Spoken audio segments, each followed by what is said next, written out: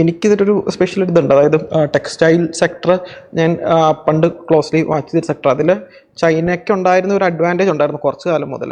അത് വിട്ടുവരുന്ന ഒരു സാഹചര്യം കാണുന്നുണ്ട്. പ്രത്യേകിച്ച് ആ മാർക്കറ്റ് ഷെയർ ക്യാപ്ചർ ചെയ്യുന്നത് കൂടുതലും ബംഗ്ലാദേശാണ്. പക്ഷെ അവിടെ ഇഷ്യൂസ് വന്നത് തുടങ്ങി. ഇപ്പോൾ എനിക്ക് തോന്നുന്നു കുറേ എന്താ പറയുക, കുറേ ബിസിനസ് ഇന്ത്യേനെയാണ് ഈ കപ്പാസിറ്റി എന്താ പറയുക ഫുള്ളി അബ്സോർബ് ചെയ്യാനുള്ളൊരു ഒരു ഈക്കോ സിസ്റ്റം ഉള്ളതായിട്ട് കാണുന്നത്. പക്ഷേ എനിക്ക് തോന്നുന്നു നമ്മൾ ചൈനയുടെ ആ ഒരു അഡ്വാൻസ്ഡ് ഈക്കോ സിസ്റ്റത്തിലേക്ക് എത്തിയിട്ടില്ല. പ്രത്യേകിച്ച് സ്പെഷ്യലൈസ്ഡ് ആയിട്ടുള്ള സ്കിൽ സെറ്റ് വേണ്ട ഫാബ്രിക്കിൽ എന്ന് എനിക്ക് തോന്നുന്നു. അതങ്ങനെയാണോ? അതിൽ വേറെ എന്തെങ്കിലും കൗണ്ടർ ആർഗ്യുമെൻ്റ് ഉണ്ടോ? Textile sector, home construction industry, ചൈനയുടെ ഇമ്പാക്റ്റ് അതിൽ ഓവറോൾ നമ്മൾ നോക്കുവാണെങ്കിൽ ഒരു MNC പെർസ്പെക്റ്റീവ് എടുക്കുകയാണെങ്കിൽ ഞാൻ വായിച്ചതനുസരിച്ച് ഇന്ത്യ എന്നുള്ള സെപ്പറേറ്റ് ആയിട്ട് കാണുന്നില്ല. ഒരു ചൈന +1 സ്ട്രാറ്റജി എന്നാണ് ഇപ്പോൾ കാണുന്നത്. ഈ +1 ആരാണെന്നുള്ളതാണ് ഇപ്പോൾ കോമ്പറ്റീഷൻ. +1 അവിടെ തൈവാൻ ഉണ്ട്, അവിടെ മെക്സിക്കോ ഉണ്ട്, ഇന്തോനേഷ്യ ഉണ്ട്, പല കൺട്രീസും ഉണ്ട്. നമ്മൾ ആഗ്രഹിക്കുന്നു. പക്ഷേ ആ +1 ആയി കഴിഞ്ഞിട്ട് മാത്രമേ ചൈനയായിട്ട് ഫുൾ കമ്പീറ്റ് ചെയ്യാൻ പറ്റത്തുള്ളൂ. അതാണ് എനിക്ക് തോന്നിയിട്ടുള്ളത്. രണ്ടാമതായിട്ട് വേറൊരു കാര്യം ഇതിൻ്റെ കൂട്ടത്തിൽ പറയാനുള്ളത്, ഞാൻ പറഞ്ഞല്ലോ ഇപ്പം ഡയറക്റ്റായിട്ട് ചൈനയുമായിട്ട് കോമ്പീറ്റ് ചെയ്യാൻ ബുദ്ധിമുട്ടായിരിക്കും. അപ്പോൾ അതിന് കുറച്ച് ഈസ് ഓഫ് ബിസിനസ് ഇൻക്രീസ് ചെയ്യാനുണ്ട്. അപ്പോൾ ചൈനയുടെ ഒക്കെ എന്ന് വെച്ചാൽ വളരെ പെട്ടെന്ന്, അല്ലെങ്കിൽ സിംഗപ്പൂർ എടുക്കുകയാണെങ്കിൽ വളരെ പെട്ടെന്ന് തന്നെ ബിസിനസ്സൊക്കെ കാര്യങ്ങൾ ചെയ്യാൻ പറ്റുന്നത്. അപ്പം ഈസ് ഓഫ് ബിസിനസിൻ്റെ കാര്യത്തിലും ഈ ഗവൺമെൻറ് ഈ ബഡ്ജറ്റിൽ കുറച്ച് കാര്യങ്ങൾ പറഞ്ഞിട്ടുണ്ട്. For example Jan Vishwas bill 2 decriminalise ചെയ്യുന്നുണ്ട് കുറേ പ്രൊവിഷൻസ്. അതുപോലെ തന്നെ ഹൈ ലെവൽ കമ്മിറ്റി വന്നിട്ടുണ്ട് ഈ പ്രാവശ്യം കുറച്ച് റെഗുലേഷൻസ് എളുപ്പമാക്കാൻ വേണ്ടി. അതുപോലെ പല കാര്യങ്ങളും അങ്ങനെ വന്നിട്ടുണ്ട്. അപ്പം ഈസ് ഓഫ് ബിസിനസ്സും ഇൻക്രീസ് ചെയ്യുന്നതിൻ്റെ കൂട്ടത്തിൽ ഈ ടാക്സ് ബെനിഫിറ്റ്സും ബേസിക് കസ്റ്റംസ് ഡ്യൂട്ടി റിഡക്ഷനും എല്ലാം കൂടെ വരുമ്പോഴത്തേക്ക് ഒരു ഓവറോൾ നമുക്ക് കമ്പീറ്റ് ചെയ്യാനുള്ള ഒരു എൻവയോൺമെൻറ്റ് ഉണ്ടായി തരുമെന്നാണ് എനിക്ക് മനസ്സിലായിട്ടുള്ളത്. അപ്പോൾ അങ്ങനെ വരുമ്പോഴത്തേക്ക് ഓവറോൾ ഒരു ഗ്രോത്ത് ഉണ്ടാകും. ഷുവർ. നമ്മളിപ്പം ഇൻഡയറക്റ്റ് ആയിട്ടുള്ള കുറേ കാര്യങ്ങളെ കുറിച്ച് സംസാരിച്ചു. പക്ഷെ എനിക്ക് തോന്നുന്നു ഏറ്റവും ഡയറക്റ്റ് ആയിട്ടുള്ള ഇമ്പാക്റ്റ് എന്ന് പറയുന്നത് ടാക്സ്.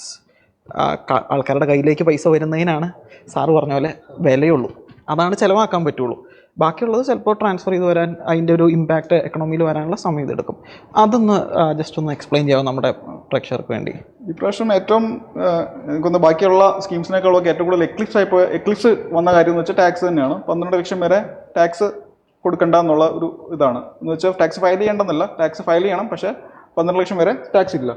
അപ്പം അതിനകത്തുള്ള അഡ്വാൻറ്റേജ് എന്ന് വെച്ചാൽ ആ ടാക്സ് ഇല്ലാതെ ഇപ്പം നിങ്ങൾക്കിപ്പോൾ ഒരു 10,000 രൂപ ടാക്സ് ഉണ്ടെങ്കിൽ അപ്പോൾ ആ ഒരു എമൗണ്ട് നമുക്ക് അഡീഷണൽ EMI ആയിട്ട് പുതിയൊരു ഹൗസിംഗ് ലോൺ എടുക്കാം, അല്ലെങ്കിൽ ഉള്ള ഹൗസിൽ മോഡിഫിക്കേഷൻ വരുത്താം.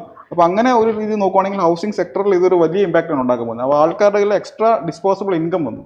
ആ ഒരു ലെവലിൽ എടുക്കുകയാണെങ്കിൽ ഫസ്റ്റ് ആ ഒരു അഡ്വാൻറ്റേജ് ഉണ്ട്. രണ്ടാമതായിട്ട് നോക്കുവാണെങ്കിൽ റെൻറ്റിൻ്റെ കാര്യത്തിൽ TDS റെൻ്റൽ ഇൻകത്തിൽ TDS 2.4 lakhs എന്ന് വെച്ചാൽ യൂഷ്വലി അതൊരു 20,000 റുപ്പീസാണ് അത് പെർ മന്ത് വരുന്നത്. 20,000 റുപ്പീസ് എന്ന് പറയുമ്പോൾ എറണാകുളത്ത് തന്നെ അത് ഈവൻ ഒരു middle income, upper middle income കഴിഞ്ഞാൽ അത് ബുദ്ധിമുട്ടാണ് ആ ഒരു ലെവലിൽ. അപ്പോൾ അത് 6 lakhs ആക്കിയിട്ടുണ്ട്. അപ്പം ആ ഒരു ബെനിഫിറ്റ് രണ്ടാമതായിട്ട് വന്നിട്ടുണ്ട്. അപ്പോൾ ഈ 2 ലെവലിൽ നോക്കിയാൽ വളരെയധികം അഡ്വാൻറ്റേജ് വന്നിട്ടുണ്ട്. പിന്നെ എനിക്ക് എൻ്റെ ഓർമ്മ ശരിയാണെങ്കിൽ ഈ സീനിയർ സിറ്റിസൺസിന് ടാക്സ് റെഡ്യൂസിബിൾ അത് 50,000 നിന്ന് 1 lakh ലിമിറ്റായിട്ട് ഇൻക്രീസ് ആയിട്ടുണ്ട്. അപ്പോൾ അങ്ങനെ നോക്കുകയാണെങ്കിൽ പല റിഡക്ഷൻസും സംഭവിച്ചിട്ടുണ്ട്. ഈ കുറേ അഡ്വാൻറ്റേജ് ആണ് ഞാൻ മെയിനായിട്ട് ഞാനിതിൽ മിസ്സായിട്ട് ഇതിൽ ഒരു കാര്യമുള്ളതെന്ന് പറഞ്ഞാൽ, നേരത്തെ സെൽഫ് ഓക്യുപ്പൈഡ് ആയിട്ടുള്ള ഹോം പ്രോപ്പർട്ടീസ് ഒന്നിലധികം ഉണ്ടായിരുന്നെങ്കിൽ അതൊരു എന്താ പറയുക, സെൽഫ് ഓക്യുപ്പൈഡ് അല്ലാത്തൊരു കേസിൽ അതിലൊരു നോഷണൽ വാല്യൂ ടാക്സ് അടയ്ക്കണമായിരുന്നു. ഇപ്പോൾ അതെടുത്ത് മാറ്റി. അതായത് നേരത്തെ എന്തെങ്കിലും ഒരു പ്രത്യേക സാഹചര്യം, ഫോർ എക്സാമ്പിൾ ഒക്യുപ്പേഷൻ ആയിട്ട് പുറത്ത് എവിടെയെങ്കിലും മാറി നിൽക്കുക, ഒരു വാടക വീട്ടിൽ താമസിക്കുകയാണെങ്കിൽ ടാക്സ് അടയ്ക്കണ്ടായിരുന്നു ആ ഒരു സിറ്റുവേഷനിൽ. അല്ലാത്ത എന്ത് സിറ്റുവേഷനിലും ആ ഒരു പ്രോപ്പർട്ടിയിൽ, സെക്കൻഡ് പ്രോപ്പർട്ടിയിൽ ടാക്സ് അടയ്ക്കണമായിരുന്നു. ഇപ്പോൾ ഈ ഒരു റൂൾ എടുത്ത് കളഞ്ഞു. അതായത് അപ് ടു 2 homes ഇതിൽ നിന്നുള്ള ആനുവൽ വാല്യൂ നില്ലായിട്ട് കാണിക്കാം. നേരത്തെ അതിൽ വാടക ഇല്ലെങ്കിൽ പോലും അതിൽ നോഷണൽ വാല്യൂ വെച്ചിട്ട് അത് ഇൻകം ഡിക്ലെയർ ചെയ്യണമെന്നുണ്ടായിരുന്നു. അതിൻ്റെ ഒരു ഞാൻ മനസ്സിലാക്കുന്നത്, എൻ്റെ ഒരു പരിമിതമായിട്ടുള്ളൊരു അറിവ് വെച്ച് ഞാൻ മനസ്സിലാക്കുന്നത്, കൂടുതൽ ഹോം ബയ്യിങ്ങിനെയും അതുപോലെ തന്നെ പ്രോപ്പർട്ടി ഇൻവെസ്റ്റ്മെൻറ്റിനെ ഭയങ്കരമായിട്ട് ബൂസ്റ്റ് ചെയ്യുന്ന ഒരു സംഭവമായിരുന്നു അത്. അതിൽ എങ്ങനെയാണ്? സാർ പറഞ്ഞാൽ കറക്റ്റാണ്. ഇതിൻ്റെ കൂടുതൽ എനിക്കൊരു കാര്യം കൂടി ആഡ് ചെയ്യാനുള്ളത്, ഈ പ്രാവശ്യം ഞാൻ പിന്നെ ട്രംപിൻ്റെ കാര്യം പറയുന്നുണ്ട്. ട്രംപിൻ്റെ ഒരു സിറ്റിസൺഷിപ്പ് റൈറ്റ് മാറ്റി. അപ്പോൾ അത് കാരണം പല NRIസിനും അവരുടെ തിങ്കിങ് പ്രോസസ്സ് തന്നെ ചിലപ്പോൾ മാറിയിരിക്കും. അപ്പോൾ ചിലർ അവിടെ സെറ്റിൽ ചെയ്യാമെന്ന് വിചാരിച്ചാൽ ചിലപ്പോൾ തിരിച്ചു വരാനുള്ള ചാൻസ് ഉണ്ട്. അല്ലെങ്കിൽ അവിടെ സെറ്റിൽ ചെയ്തവർക്ക് ചിലപ്പം ഭയം പേടി കാരണം ചിലപ്പോൾ ഒരു അഡീഷണൽ ഹൗസ് ഇവിടെ വാങ്ങിക്കാനുള്ള ചാൻസ് ഉണ്ട്. അപ്പോൾ അങ്ങനെയെല്ലാം നോക്കുവാണെങ്കിൽ ഈ ടാക്സ് ബെനിഫിറ്റ് അവരെയും ബെനിഫിറ്റ് ചെയ്യാനുള്ള അഡ്വാൻറ്റേജ് ഞാൻ കാണുന്നുണ്ട്. അല്ല, ഇന്ത്യ റിയൽ എസ്റ്റേറ്റ് ഓവറോൾ ഒരു ഡിക്കേഡ് കൈൻഡ് ഓഫ് ട്രെൻഡായിട്ടാണ് തോന്നുന്നത്. അതായത് കൂടുതൽ എല്ലാ രീതിയിലുള്ള പ്രോപ്പർട്ടി ബൈയിങ്, മോർ ഹോംസ്, ആ overall real estate and property എന്നുള്ള തീം ഒരു എന്താ പറയുക നെക്സ്റ്റ് 20 ഇയേഴ്സിൽ ആസ് കൺട്രി ഏൺസ് മോർ ഈ പറയുന്ന ആൻഡ് ഇത്രയും ഹോംസ് ഉണ്ടായിരുന്നില്ല, എല്ലാവർക്കും വീട് വേണം, വീട് അപ്ഗ്രേഡ് ചെയ്യണം, ആസ്പിറേഷൻസ് നല്ല രീതിയിൽ ഇൻക്രീസ് ആവുന്നുണ്ട്. അപ്പോൾ അത് ഒരു മൾട്ടി ഡിക്കേഡ് ട്രെൻഡായിട്ടാണ് തോന്നുന്നത്. അതിലെനിക്കൊരു കാര്യം ആഡ് ചെയ്യാനുള്ളത്, ആഡൽ ആക്ച്വലി ക്വസ്റ്റ്യൻ ആണ്, കോളോയുടെ കസ്റ്റമർ ബേസ് ഇപ്പം അവർ ഏത് ബഡ്ജറ്റിലുള്ള ആൾക്കാരാണ്, അല്ലെങ്കിൽ അവരെ സംബന്ധിച്ച് ഇപ്പം നമ്മൾ സംസാരിക്കുന്നുണ്ടല്ലോ, കോളോയിലെ കസ്റ്റമേഴ്സായിട്ട് നിരന്തരം സംസാരം നടക്കുന്നുണ്ട്. അവരെ സംബന്ധിച്ച് ഈ പറയുന്ന ടാക്സിലുള്ള ബെനിഫിറ്റ് അതെങ്ങനെ ബാധിക്കുന്നു മുന്നോട്ട് കാണുന്നത്? ഇനിയുള്ളൊരു ടാക്സിലുള്ള ബെനിഫിറ്റ് ഈ പറഞ്ഞ പോലെ ലൈക്ക് ആ ഒരു ഡിസ്പോസിബിൾ ഇൻകം കൂട്ടുവാണെങ്കിൽ ഇപ്പോൾ അവരുടെ നേച്ചർ ഓഫ് സ്പെൻഡ് സെയിം ആണെന്ന് അസ്യൂം ചെയ്യുകയാണെങ്കിൽ then they getting more money to spend on home as an item. Nature of spend മാറുന്നുണ്ടോ എന്നുള്ളൊരു ക്വസ്റ്റ്യൻ മാത്രമേ ഉള്ളൂ. അതായത് കൂടുതൽ ഡിസ്ക്രിഷണറി ടൈപ്പ് ഓഫ് പർച്ചേസസിലേക്ക് പോകുന്നുണ്ടോ, ഹോംസിന് എത്രയാണ് അലോക്കേറ്റ് ചെയ്യുന്നത്, ആ ഒരു ബിഹേവിയർ ക്വസ്റ്റ്യനേ ഉള്ളൂ. അല്ലാതെ ഒബ്വിയസ്ലി കൂടുതൽ എബിലിറ്റി ടു സ്പെൻഡ്. പക്ഷേ ഇത് മാത്രം ഇതൊരു സ്മോൾ പെർസെൻറ്റേജ് ആയിരിക്കും ഓവറോൾ അവർ ഹോംസിൽ സ്പെൻഡ് ചെയ്യേണ്ടത്. ഹോംസിൽ ഒരാൾ ഒരു 10 times their ആനുവൽ ഇൻകം ഒക്കെ ആയിരിക്കും സ്പെൻഡ് ചെയ്യുക. അപ്പോൾ അതിലൊരു ചെറിയ പോർഷനായിട്ട് ഇത് കവർ ചെയ്യും. ഇല്ല, ഇത് മാത്രം എനിക്ക് തോന്നുന്നൊരു ഒരു ലാർജർ ബക്കറ്റിൽ ഒരു പ്രൂഫ് പോയിന്റ് ആയിട്ട് പറയാവുന്നേ ഉള്ളൂ. ഓവറോൾ ആൾക്കാർക്ക് അപ്ഗ്രേഡ്സ് എല്ലാവരും ചെയ്യുന്നുണ്ട്. ഇപ്പോൾ ഓൾമോസ്റ്റ് ലാർജ് സ്കെയിലിൽ property buying at least last year I think there is a slowdown, but trend wise everybody is upgrading, spending more as they are earning more. അതാണ്. ഇല്ല, അതിനകത്ത് ഇതാണ് ആക്ച്വലി ഇത്തരത്തിലുള്ള മെറ്റീരിയലും ഈ കാര്യങ്ങൾ നോക്കിക്കഴിഞ്ഞിട്ടുണ്ടെങ്കിൽ നമുക്ക് ഒരു ആവറേജ് എന്ന് പറഞ്ഞ കോൺസെപ്റ്റ് ഇപ്പോൾ ഇല്ല. എല്ലാവർക്കും പ്രീമിയം തന്നെ മതി. ഓക്കെ, പ്രീമിയം കഴിഞ്ഞ് കഴിഞ്ഞാൽ പിന്നെ ആളുകൾ ലക്ഷറിയാണ്. അത് ബഡ്ജറ്റഡ് ആയിട്ട് 10 ലക്ഷം രൂപയ്ക്ക് ചെയ്യുന്ന ആളാണെങ്കിലും മെറ്റീരിയൽ കോംപ്രമൈസ് ചെയ്യേണ്ട കേട്ടോ എന്നേ പറയുള്ളൂ. അല്ലെങ്കിൽ നമ്മൾ എന്താ പറയുക, ഒരു സോഷ്യൽ ഇതുപോലെ അല്ലെങ്കിൽ ഒരു സാഹചര്യം ഇല്ലാത്ത ആളുകളുണ്ടല്ലോ, അങ്ങനത്തെ ഒരു കോണ്ടെക്സ്റ്റിൽ മാത്രമേ നമ്മൾ ഈ ആവറേജ് പ്രോഡക്ട്സ്, അതായത് മോശം പ്രോഡക്റ്റ് എന്തായാലും ആരും എടുക്കാൻ ആഗ്രഹിക്കുന്നില്ല. അപ്പോൾ അത്തരത്തിലേക്ക് ഒരു സാധനം നമ്മൾ കോൺട്രിബ്യൂട്ട് ചെയ്യുക, അപ്പോൾ ഒരു ആവറേജ് പ്രോഡക്റ്റ് വെച്ച് ചെയ്ത് കൊടുക്കുക. അല്ലാത്ത ഈ നേരത്തെ പറഞ്ഞ പോലത്തെ ഒരു അപ്പർ മിഡിൽ ഇൻകം ആളുകളുണ്ടല്ലോ, അവർക്കാണ് ഇതിനെക്കുറിച്ച് ചെറിയൊരു ധാരണ ഉള്ളത്. ഓക്കെ, അപ്പോൾ ആർക്കിടെക്റ്റിനെ ഹയർ ചെയ്ത് കഴിഞ്ഞാൽ ഒരു യുണീക്ക് സാധനം കിട്ടും എന്നുള്ളൊരു എക്സ്പെക്റ്റേഷൻ ഉണ്ട്. അപ്പോൾ ആ എക്സ്പെക്റ്റേഷനിൽ അവർ പറയുന്ന കാര്യങ്ങൾ ചെയ്യാൻ റെഡിയാണ്. അപ്പോൾ നമ്മൾ പറഞ്ഞു കൊടുക്കുന്ന സാധനങ്ങൾ നമുക്കും, ഞാനൊരു കാര്യം അഡ്വൈസ് ചെയ്യുമ്പോൾ എനിക്കൊരു ആവറേജ് പ്രോഡക്റ്റ് അഡ്വൈസ് ചെയ്യാൻ പറ്റില്ല. കാരണം ഞാനത് അഡ്വൈസ് ചെയ്തു എന്നുള്ളതുകൊണ്ട് അതിനെന്തെങ്കിലും പ്രശ്നം വന്നു കഴിഞ്ഞാൽ വെണ്ടർ വിളിക്കുന്നതിനെക്കാട്ടിലും മുമ്പ് എന്നെ വിളിക്കുക, നിങ്ങൾ സജസ്റ്റ് ചെയ്ത പ്രൊഡക്റ്റ് പ്രശ്നമാണ് കേട്ടോ എന്ന്, അല്ലേ? അപ്പോൾ ഒബ്വിയസ്ലി നമ്മൾ അതായത് ആ വെണ്ടർ കൂടെ റെസ്പോൺസിബിലിറ്റി എടുക്കുന്ന ഒരു പ്രൊഡക്റ്റ് ആയിരിക്കും നമ്മൾ സജസ്റ്റ് ചെയ്യുക. അതിനെയാണ് നമ്മൾ പ്രീമിയം പ്രോഡക്റ്റ്. കാരണം പ്രീമിയം എന്ന് പറയുന്നത് ആ വെണ്ടറിൻ്റെ സർവീസാണ്. ഞാൻ നേരത്തെ പറഞ്ഞ പ്ലൈവുഡ് 3000 രൂപയുടെ പ്ലൈവുഡ് നിങ്ങൾ വാങ്ങിക്കഴിഞ്ഞാൽ അതിന് അഡ്രസ്സ് ഇല്ല. ഈ സെയിം പ്ലൈവുഡ് വിത്ത് 25 year വാറണ്ടിയാണ് 3000 രൂപയും കൂടെ അധികം വെച്ച് കൊടുക്കുന്നത്. അപ്പോൾ അവരെ സംബന്ധിച്ചിടത്തോളം ഒരു 100 പ്ലൈവുഡ് എടുത്താൽ മേ ബി 10 പ്ലൈവുഡിന് പ്രശ്നം ഉണ്ടാവുള്ളൂ. അതുകൊണ്ടായിരിക്കും ആ ബിസിനസ് ഫീസിബിൾ ആയി എനിക്ക് അറിഞ്ഞൂടാ. അപ്പോൾ ആ പെർസ്പെക്റ്റീവിൽ നോക്കുമ്പോൾ നമ്മുടെ നല്ലൊരു കമ്മ്യൂണിറ്റി നല്ല രീതിയിൽ ഏൺ ചെയ്യുന്നുണ്ട്. ആ ഏണിങ് ഈ പറഞ്ഞ ടാക്സ് ലിമിറ്റ് ഒക്കെ കൂടിയതുകൊണ്ട് ഈ ഡിസ്പോസിബിൾ ക്യാഷ് അല്ലെങ്കിൽ ഇതെന്ന് പറയുന്ന സാധനം കുറച്ചുകൂടെ ലിക്വിഡിറ്റി കൂടുതൽ കൂടും, സ്പെൻഡ് ചെയ്യാൻ കുറച്ചുകൂടെ ധൈര്യം കാണിക്കും. അതാണ് എനിക്ക് തോന്നുന്നത്.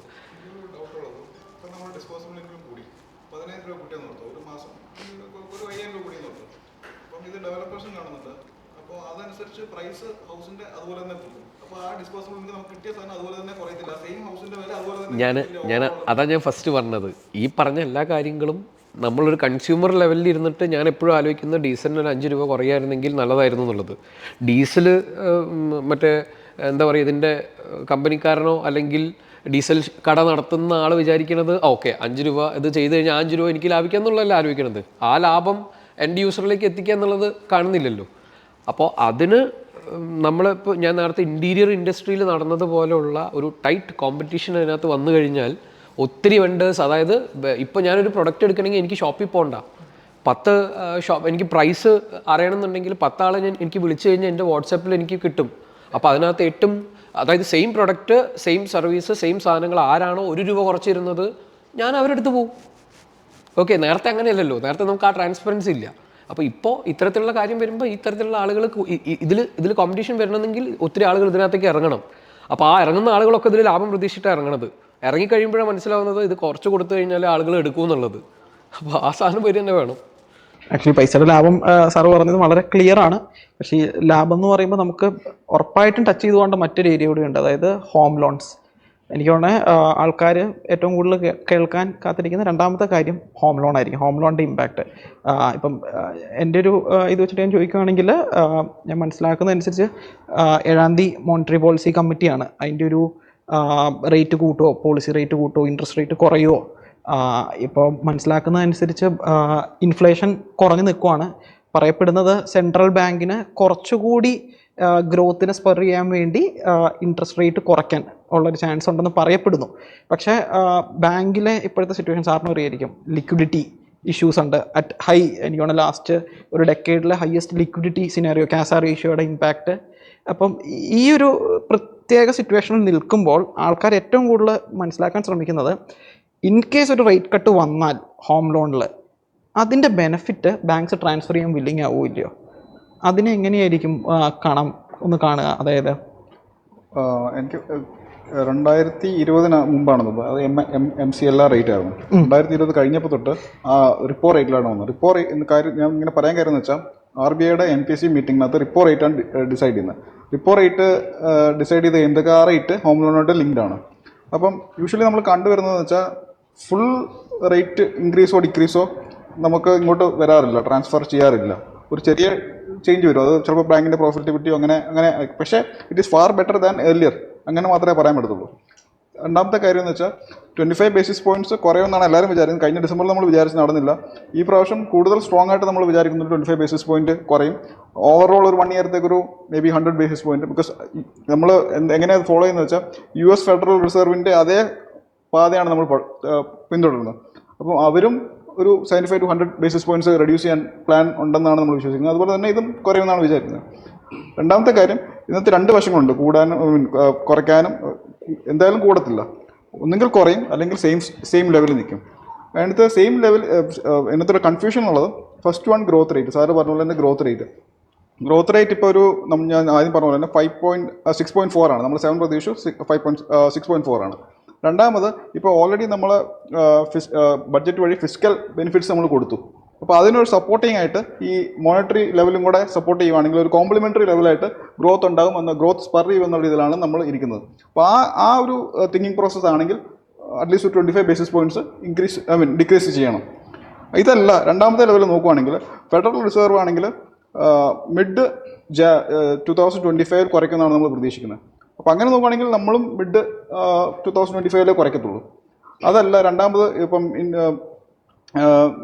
ആ ഒരു സ്റ്റാൻഡാണ് എനിക്ക് തോന്നിയിട്ടുള്ളത്. അപ്പം ചാൻസ് കൂടുതലുള്ളത് കുറയ്ക്കാൻ തന്നെയാണ്, 25 ബേസിസ് പോയിന്റ് കുറയ്ക്കാനുള്ളത്. എനിക്ക് മനസ്സിലായി ബാങ്കിൻ്റെ ഡിപ്പോസിറ്റ് റേഷ്യോ കുറവാണ്. ഇപ്പം നമ്മൾ റേറ്റ് കുറയ്ക്കുകയാണെങ്കിൽ ഡിപ്പോസിറ്റ് പിന്നെയും കിട്ടാൻ ബുദ്ധിമുട്ടായിരിക്കും.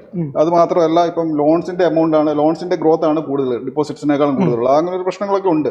പക്ഷേ ഇപ്പം എനിക്ക് മനസ്സിലായത് ഗവൺമെൻറ്റിൻ്റെ ഫോക്കസ് കൂടുതലും എങ്ങനെയാണ് ഗ്രോത്ത് കൂട്ടാമെന്നുള്ളതാണ്. അപ്പം അതുകൊണ്ട് ആ ഒരു പ്രോസസ്സുണ്ട്, ആ ഒരു തിങ്കിങ് പ്രോസസ്സ്. രണ്ടാമത് ഇപ്പം RBI ഗവർണർ, MPC പോളിസിയുടെ ചെയർ, ഇവർ രണ്ടുപേരും പുതിയ ആൾക്കാരാണ്. അപ്പം മേ ബി ഒരു പുതിയ തിങ്കിങ് പ്രോസസ്സ് തന്നെ ചിലപ്പം വരാൻ ചാൻസ് ഉണ്ട്. അപ്പം അങ്ങനെ നോക്കിയാലും റേറ്റ് ഡിക്രീസ് ചെയ്യാനാണ് പ്രോബബിലിറ്റി കൂടുതൽ. പക്ഷെ നമുക്ക് ഉറപ്പ് വരാൻ പറ്റില്ല. രണ്ടാമത്തെ കാര്യം, ഇതിപ്പം റേറ്റ് കൂട്ടിയില്ലെങ്കിൽ അടുത്ത ഒരു ചാൻസ് എന്നുള്ള റിപ്പോ റേറ്റ് കുറയ്ക്കുക, അതുവഴി ലിക്വിഡിറ്റി ഇൻക്രീസ് ചെയ്യുക. അപ്പം അങ്ങനെ കുറച്ച് ഫണ്ട് വരുത്താനുള്ള ചാൻസ് ഉണ്ട്. അപ്പം ഈ 2 രീതിയിൽ നമുക്ക് കാണാൻ പറ്റും. എങ്ങനെയാണെങ്കിലും വെയിറ്റ് ആൻഡ് വാച്ച് എന്നുള്ള രീതിയിലാണ്. കാര്യം എപ്പോഴും ഒരു സർപ്രൈസ് എലമെന്റ് ഉണ്ടായിരിക്കും അതിനകത്ത്. അപ്പം 25 ബേസിസ് പോയിന്റ് കുറയ്ക്കുകയാണെങ്കിൽ നല്ലത്, 50 ബേസിസ് പോയിന്റ് വേണമെങ്കിലും കുറയ്ക്കാം. പക്ഷെ 25 ബേസിസ് പോയിന്റ് കുറച്ചാലും ട്രാൻസ്ഫർ ബെനിഫിറ്റ് വന്നില്ല, കിട്ടാൻ ചാൻസ് കുറവാണ്. ഒരു സ്ലൈറ്റ് ഡിക്രീസ് വരാൻ, ട്രാൻസ്മിഷൻ്റെ ഇതായിട്ട് വരാൻ ചാൻസ് കുറവാണ് ഫുള്ളായിട്ട്. പക്ഷെ ഞാൻ ചോദിക്കുന്ന, വീട് വെക്കുന്ന ഒരു വീട്ടുടമസ്ഥനെ സംബന്ധിച്ച് നിരാശയ്ക്ക് വകയുണ്ടോ? കാര്യം എന്ന് പറഞ്ഞാൽ ഇപ്പോഴത്തെ ഒരു സിറ്റുവേഷനിൽ റുപ്പിയുടെ സിറ്റുവേഷൻ അറിയാം. റുപ്പി ഡിക്ലൈൻ ചെയ്യുവാണ്. റേറ്റ് താത്തിയാൽ അതിൻ്റെ ലിക്വിഡിറ്റി ഇഷ്യൂസ്, ഔട്ട്ഫ്ലോ വീണ്ടും ഫർദർ ഡിക്ലൈൻ. അപ്പോൾ അങ്ങനത്തെ ഒരു രീതിയിലൊക്കെ വരുമ്പോൾ അതിനെ എന്താ പറയുക, എന്നാ റേറ്റിൻ്റെ കാര്യത്തിലൊരു പുനർചിന്ത വരാനുള്ള ചാൻസ് ഉണ്ടോ? NRI കസ്റ്റമറെ സംബന്ധിച്ചോളം അങ്ങനെ റേറ്റ് EMI റേറ്റിന് അങ്ങനെ വലിയ ബുദ്ധിമുട്ട് വരാൻ ചാൻസ് ഉണ്ടെന്ന് എനിക്ക് തോന്നുന്നില്ല. എനിക്ക് ലോക്കൽ മിഡിൽ ഇൻകം അല്ലെങ്കിൽ ഒരു ലോവർ ലെവൽ കസ്റ്റമേഴ്സിന് മാത്രമേ അതിനകത്തൊരു ബുദ്ധിമുട്ട് വരാൻ ചാൻസ് ഉള്ളതായിട്ട് എനിക്ക് തോന്നിയിട്ടുള്ളൂ. ഷുവർ. അപ്പം ഈ ലോണിൻ്റെ കേസ് പറയുകയാണെങ്കിൽ എനിക്ക് ഒരു പ്രാക്ടിക്കൽ സെൻസിൽ എനിക്കത് മനസ്സിലാക്കാനാണ്, നമ്മുടെ പ്രേക്ഷകർക്ക് മനസ്സിലാക്കാൻ വേണ്ടി. അതായത് റേറ്റ് കുറയുന്ന സമയത്ത് ആൾക്കാരുടെ പാർട്ടിസിപ്പേഷൻ ഹൗസിങ് ഇൻവെസ്റ്റ്മെൻറ്റിൽ അങ്ങനെ കാണാറുണ്ടോ? അല്ലെങ്കിൽ കൂടുന്ന സമയത്ത് ഇതിൽ നിന്ന് മാറി നിൽക്കുന്ന അവസ്ഥ, അങ്ങനത്തെ ഒരു ട്രെൻഡ് ഉണ്ടോ? ഇല്ല. ഇത് ഭയങ്കര റിക്വയർമെൻ്റ് ഇല്ല നമുക്ക്. ഒരു സ്റ്റേജിൽ ഓരോ ഇൻഡിവിജ്വലിനും അവരവരുടെ കോണ്ടെക്സ്റ്റുകളുണ്ടാവും. പക്ഷേ വീട് വച്ചേ പറ്റൂ എന്നുള്ള ഒരു സാധനം ഉണ്ടാവും. പിന്നെ ഡ്രീം ഹോം എന്ന് പറഞ്ഞൊരു സാധനം എപ്പോഴും അവിടെ ഉണ്ട്. ഓക്കെ, അപ്പോൾ ആ വീട് വയ്ക്കുന്ന സ്ഥിതി വരുമ്പോഴേക്കും ഞാൻ മാക്സിമം നമ്മളടുത്ത് വരുന്ന ആളുകളുടെ അടുത്ത് ഞാൻ പറയാറെന്ന് പറഞ്ഞിട്ടുണ്ടെങ്കിൽ, നമ്മൾ വീടിൻ്റെ ബഡ്ജറ്റിങ്ങിനെ കുറിച്ച് പറഞ്ഞു കഴിഞ്ഞിട്ടുണ്ടെങ്കിൽ എൻ്റയർ ബഡ്ജറ്റിൻ്റെ സപ്പോസ് ഒരു 12 months ആണ് ഒരു വീടിൻ്റെ പണി നടക്കുന്നതെന്ന് വിചാരിക്കൂ. അപ്പോൾ അതിൻ്റെ സ്ട്രക്ചറൽ വർക്കാണ് ഏറ്റവും ഡ്യൂറേഷൻ എടുക്കുന്നത്. അതായത് അൺലെസ് അൺടിൽ നമ്മൾ സ്റ്റീൽ സ്ട്രക്ചറോ അല്ലെങ്കിൽ പ്രീഫാബ് ആയിട്ടുള്ള അല്ലാത്ത കൺവെൻഷനൽ ആയിട്ടുള്ള ഒരു കൺസ്ട്രക്ഷനാണ് നടക്കുന്നതെങ്കിൽ ഇതിനകത്തെ ഒരു മേജർ ടൈം എന്ന് പറയുന്നത് ഈ കൺസ്ട്രക്ഷൻ ഇതിലാണ് നടക്കുന്നത്. ആ സമയത്ത് യൂസർക്ക് അല്ലെങ്കിൽ ഓണർക്കുള്ള ഒരു അഡ്വാൻറ്റേജ് എന്ന് പറയുന്നത് വലിയൊരു എമൗണ്ട്, കുറേ ഗ്യാപ്പ് കിട്ടും. ആ എമൗണ്ട് അവരുടെ കയ്യിൽ നിന്ന് സ്പെൻഡ് ആവുന്നതിന് അവർക്ക് സമയം കിട്ടും. ഒരു സ്റ്റേജിന് 5 ലക്ഷം രൂപ, അടുത്ത സ്റ്റേജിന് 2 ലക്ഷം 3 ലക്ഷം എന്നൊക്കെ പറഞ്ഞിട്ട് ഒരു ടോട്ടൽ ബഡ്ജറ്റ് നമ്മളൊരു 50 ലക്ഷം രൂപയാണെന്നുണ്ടെങ്കിൽ ആ 50 ലക്ഷം രൂപയ്ക്കകത്തെ ഒരു 25 അല്ലെങ്കിൽ ഇന്നത്തെ ഒരു കോണ്ടെക്സ്റ്റിൽ ഞാൻ പറയും 50-50 ആണ്. ലക്ഷറിയസ് വീടല്ല ഞാൻ പറഞ്ഞ ഒരു പ്രീമിയം പ്രൊഡക്റ്റൊക്കെ വെച്ചിട്ട് ചെയ്യുന്നൊരു വീടാണെങ്കിൽ 50% കൺസ്ട്രക്ഷനും 50% അതിൻ്റെ ഫിനിഷിങ്ങിനും എന്നാണ് ഞാൻ ഇപ്പോൾ നമ്മുടെ ഒരു സ്പ്ലിറ്റപ്പ് നോക്കുമ്പോൾ എനിക്ക് ഫീൽ ചെയ്തിട്ടുള്ളത്. അപ്പോൾ ആദ്യത്തെ ഈ 50% സ്പെൻഡ് ചെയ്യാൻ അവർക്ക് 8 മാസം കിട്ടും. ഓക്കെ, അവസാനത്തെ 50% സ്പെൻഡ് ആവുന്നത് 4 മാസം കൊണ്ടായിരിക്കും. അപ്പോൾ ഞാൻ പറയുന്നത് ഒരു ബേർഡൻ ഫീൽ ചെയ്തിരിക്കാം. കാരണം ബാങ്കിൽ നിന്ന് എപ്പോൾ പൈസ എടുക്കുന്നു അപ്പോൾ തൊട്ട് EMI അല്ല, അങ്ങനെ തന്നെയല്ലേ, ബാങ്കിൽ നിന്ന് എടുത്തു കഴിഞ്ഞാൽ EMI അടച്ചു തുടങ്ങണം.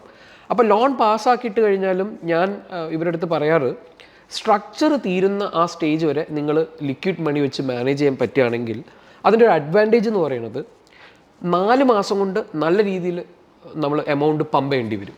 കാരണം ഒരേ സമയം വയറ് മേടിക്കാനുണ്ടാവും, ഒരേ സമയം ടൈല് പർച്ചേസ് ചെയ്യാനുണ്ടാവും, ടോയ്ലറ്റിലേക്കുള്ള ഫിക്സ്ചേഴ്സ്, ഇൻറ്റീരിയറിലേക്കുള്ള സാധനങ്ങൾ, TV, ഫിനിഷസ്, ഡെക്കോസ്, ഇതെല്ലാം കൂടെ വാങ്ങിച്ച് ഈ 4 മാസം EMI അടയ്ക്കുന്ന സമയം കൊണ്ട് അവർക്ക് ആ വീട് എൻജോയ് ചെയ്യാൻ പറ്റും. അപ്പോൾ പിന്നെ ആ EMI ഒരു ബേർഡനായി നിൽക്കില്ല.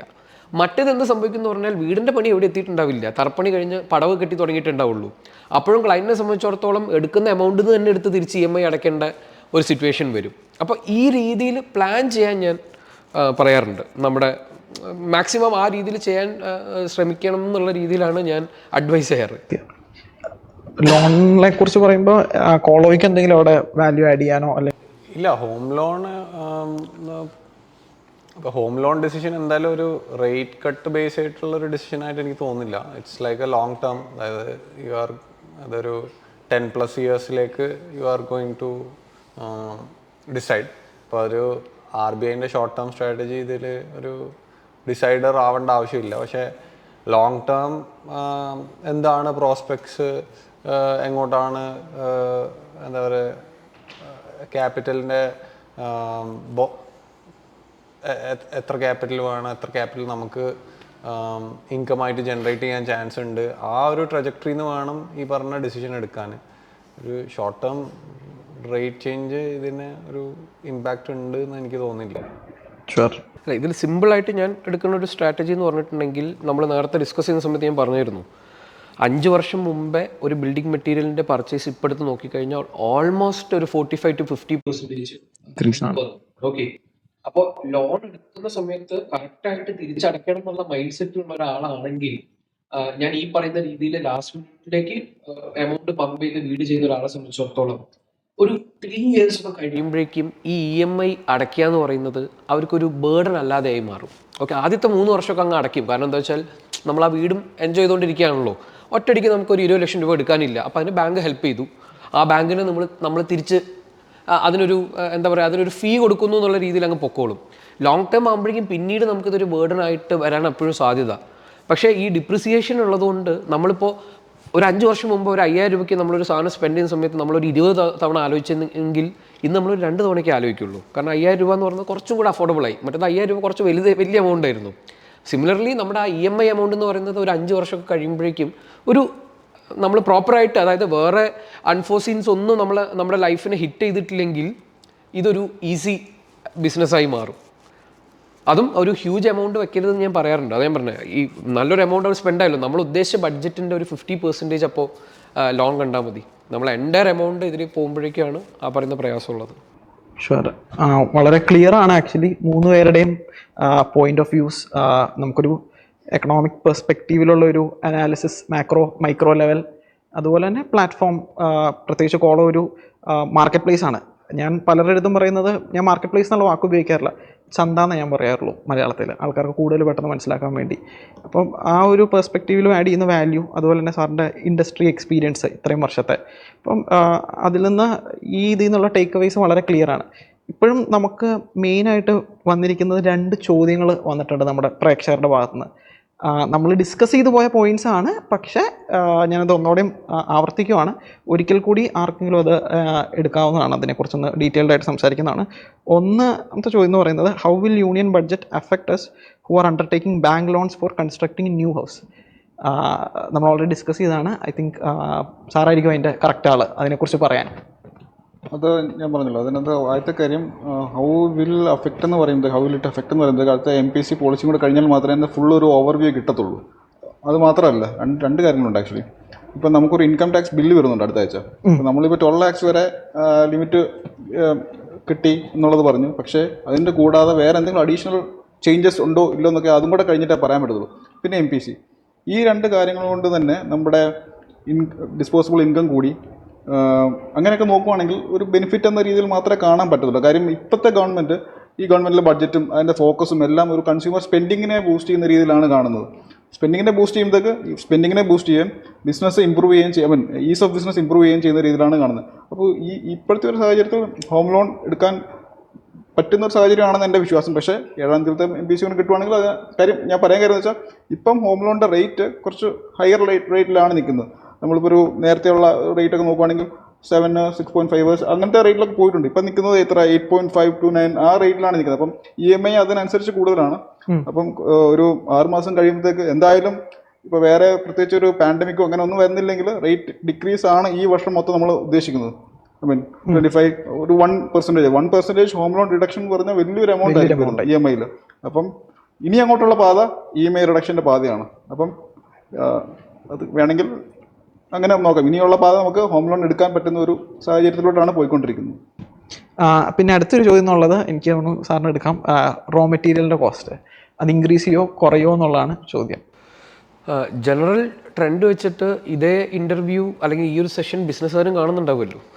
അപ്പോൾ അവരെങ്ങനെ ബിസിനസ്സിൽ ലാഭം ഉണ്ടാക്കുക എന്നുള്ളതാണ് നോക്കുന്നെങ്കിൽ കുറയാൻ സാധ്യതയില്ല. ഓക്കെ, പക്ഷേ അതിനകത്തൊരു ഒത്തിരി ഈ പറയുന്ന അഡ്വാൻറ്റേജ് എടുത്തിട്ട് ഒത്തിരി വെണ്ടേഴ്സ് അതിനകത്ത് വന്നു കഴിഞ്ഞിട്ടുണ്ടെങ്കിൽ, എപ്പോഴും ഒരു കോമ്പറ്റീഷൻ അതിനകത്ത് വന്നു കഴിഞ്ഞിട്ടുണ്ടെങ്കിൽ കുറയാനുള്ള ചാൻസസും ഉണ്ട്. കുറയാൻ ഇൻ ദ സെൻസ് പ്രോഫിറ്റ് കുറച്ചാൽ മതി, അപ്പോഴേ എൻഡ് യൂസർക്കുള്ള കോസ്റ്റ് കുറയുമല്ലോ. ഷുവർ. അപ്പോൾ ആക്ച്വലി 2 Q&A തീർന്നിരിക്കുകയാണ്. അപ്പോൾ നമ്മുടെ സെഷൻ ആക്ച്വലി വൈൻഡ് അപ്പ് ചെയ്യാൻ ടൈമായി. നമ്മൾ എല്ലാ പോയിന്റ്സിലൂടെയും പോയി. ബഡ്ജറ്റിൻ്റെ ഓവറോൾ ഡ്യൂട്ടി ടച്ച് ചെയ്തു, നമ്മൾ ഡയറക്റ്റ് ബെനിഫിറ്റ് ആയിട്ടുള്ള ടാക്സിൻ്റെ ഇമ്പാക്റ്റിനെ കുറിച്ച് സംസാരിച്ചു, ഇൻഫ്രാസ്ട്രക്ചർ പ്രോജക്ട്സ്, അതുപോലെ തന്നെ ഹോം ലോൺ, സസ്റ്റൈനബിലിറ്റി, ഈ പറയുന്ന ടോപ്പിക്കിനെ കുറിച്ചും പിന്നെ മെറ്റീരിയൽസിനെ കുറിച്ചും വളരെ ഡീറ്റെയിൽഡ് ആയിട്ടുള്ള ഡിസ്കഷൻ ആയിരുന്നു. എനിക്ക് നിങ്ങളുടെ 3 പേരുടെയും ക്ലോസിംഗ് റിമാർക്സ് അറിയണം ഓവറോൾ ഈ സെഷൻ്റെ വെളിച്ചത്തിൽ. കാര്യം നിങ്ങൾ 3 പേരും പറഞ്ഞ പോയിന്റ്സ് ഉൾക്കൊണ്ടുകൊണ്ട് ഓരോരുത്തർക്കും ജസ്റ്റ് ക്ലോസിംഗ് റിമാർക്സ് ഒന്ന് ഷെയർ ചെയ്യാമോ? ഞാൻ നേരത്തെ പറഞ്ഞതുപോലെ തന്നെ ഇതൊരു ബാലൻസ്ഡ് ബഡ്ജറ്റാണ്. ഫോക്കസ് ചെയ്യുന്നത് കൺസ്യൂമർ സ്പെൻഡിങ് ആണ് ഫോക്കസ് ചെയ്യുന്നത്. അപ്പോൾ അങ്ങനെ നോക്കിക്കഴിഞ്ഞാൽ വളരെ നല്ലൊരു ബഡ്ജറ്റായിട്ട് എനിക്ക് ഫീൽ ചെയ്യുന്നത്. പക്ഷേ എങ്ങനെയൊക്കെയാണെങ്കിലും പോളിസീസ് ഇംപ്ലിമെൻറ്റ് ചെയ്യുന്നത് എങ്ങനെ ഇരിക്കുന്നതനുസരിച്ച് മാത്രമേ നമുക്ക് ഫൈനലി തീരുമാനിക്കാൻ പറ്റത്തുള്ളൂ എങ്ങനെ ആകും എന്നുള്ളത്. അപ്പം ഗവൺമെൻറ് അതിൻ്റെ സ്റ്റെപ്പ് ചെയ്തിട്ടുണ്ട്, ബാക്കി ബിസിനസ് അവരവരുടെ സ്റ്റെപ്പ് ചെയ്യുക. ഹോം ലോൺ അതുപോലത്തെ കാര്യങ്ങൾക്കൊക്കെ ഒരു നല്ല ഫീൽഡാണ് തുറന്നിരിക്കുന്നത്. അപ്പം അത് മാത്രമേ എനിക്ക് പറയാനുള്ളൂ. ഷുവർ. ഞാൻ ബഡ്ജറ്റിൻ്റെ പെർസ്പെക്റ്റീവ് അല്ല, നമ്മൾ ഇപ്പോൾ ഈ പറഞ്ഞതുപോലെ എല്ലാവരുടെയും ഒരു സ്പെൻഡിങ് കപ്പാസിറ്റി എന്തായാലും കൂടാൻ പോവുകയാണ്.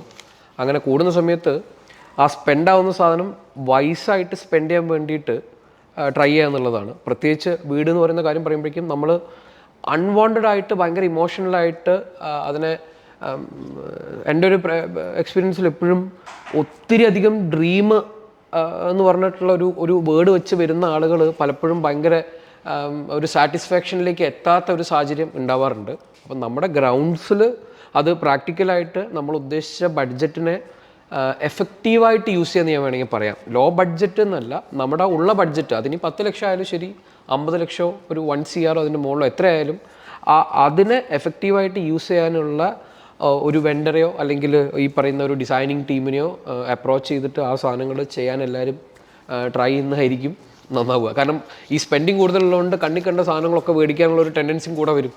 അപ്പോൾ അത് വൈസായിട്ട് എങ്ങനെ ചെയ്യാം എന്നുള്ളതിനെ കുറിച്ചിട്ട് ഒരു അഡ്വൈസൊക്കെ എടുക്കാൻ പറ്റുന്ന രീതിയിൽ വർക്ക് ചെയ്യായിരിക്കും നന്നാവുക. ഒരു കാര്യം കൂടെ ഒന്ന് ആഡ് ചെയ്യാനുണ്ട്. ഇൻകം ടാക്സ് കുറച്ചു, പക്ഷേ ഗവൺമെന്റിന്റെ എസ്റ്റിമേറ്റ് പ്രകാരം 2 lakhs അഡീഷണൽ ഇൻകം വരുന്നുണ്ട്. അത് എവിടെ നിന്നാന്നുള്ളത് നമ്മളൊന്ന് കൂടുതൽ അനലൈസ് ചെയ്താൽ മാത്രമേ മനസ്സിലാവുള്ളൂ. എവിടെ എങ്ങനെ വരുന്നു എന്ന് അറിയത്തില്ല. ഈ കസ്റ്റമറിൻ്റെ കൺസ്ട്രക്ഷൻ ജേർണിയിൽ ഇപ്പോൾ ഡിജിറ്റൽ എന്ന് പറയുന്ന ഒരു തീമിൽ ഡിജിറ്റൽ എന്ന് പറയുന്ന ഒരു ടൂള് കൊണ്ട് എങ്ങനെയൊക്കെ കസ്റ്റമറിനെ സഹായിക്കാം എന്നുള്ള അത് കോലോൻ്റെ ഒരു സെൻട്രൽ ഒബ്ജക്റ്റീവാണ്. അതായത് ഹോം ലോൺസിലാണെങ്കിലും എങ്ങനെ ഇന്ന് നമുക്ക് ഹോം ലോണിലൊരു ഓഫറിംഗ് ഇല്ല, പക്ഷേ ഒരു സജഷൻ പറയുവാണെങ്കിൽ കസ്റ്റമറിന് ഐഡിയലി ഇപ്പോൾ ഒരു 10-15 ബാങ്ക്സ് ഉണ്ടെങ്കിൽ ആ ബാങ്ക്സിൻ്റെ എല്ലാ ബാങ്ക്സിൻ്റെയും കസ്റ്റമറിന് അനുയോജ്യമായിട്ടുള്ള ഓപ്ഷൻസ് അത് കമ്പയർ ചെയ്ത് അവർക്കൊരു നല്ല ഹോം ലോൺ ചൂസ് ചെയ്യാൻ ഹെൽപ്പ് ചെയ്യുക. അത് ഒരുപാട് ക്വസ്റ്റ്യൻസ് ഉണ്ടാകും കസ്റ്റമേഴ്സിന്, അത് റിസോൾവ് ചെയ്തുകൊണ്ട് നല്ലൊരു ഹോം ലോൺ ചൂസ് ചെയ്യാൻ അവരെ സഹായിക്കുക. അതേപോലെ കസ്റ്റമറിന് വരുന്ന ഡിഫറെൻറ്റ് ഡിസിഷൻസ്, മെറ്റീരിയൽ ഡിസിഷൻ ആയിക്കോട്ടെ, പ്രൊഫഷണൽ ഡിസിഷൻ ആയിക്കോട്ടെ, അപ്പോൾ ഇതൊക്കെ ഒരു ടെക്നോളജി ലെവറേജ് ചെയ്തുകൊണ്ട് അതിൻ്റെ ഉപയോഗം വെച്ചുകൊണ്ട് എത്രയും നന്നായിട്ട് എങ്ങനെ സോൾവ് ചെയ്യാം, എത്രയും നന്നായിട്ട് എങ്ങനെ കസ്റ്റമറിനൊരു നല്ല തീരുമാനം എത്തിക്കാമെന്നുള്ള ഒരു ഒബ്ജക്റ്റീവാണ് കോലോ എടുത്തിട്ടുള്ളത്. അപ്പോൾ അതിലേക്ക്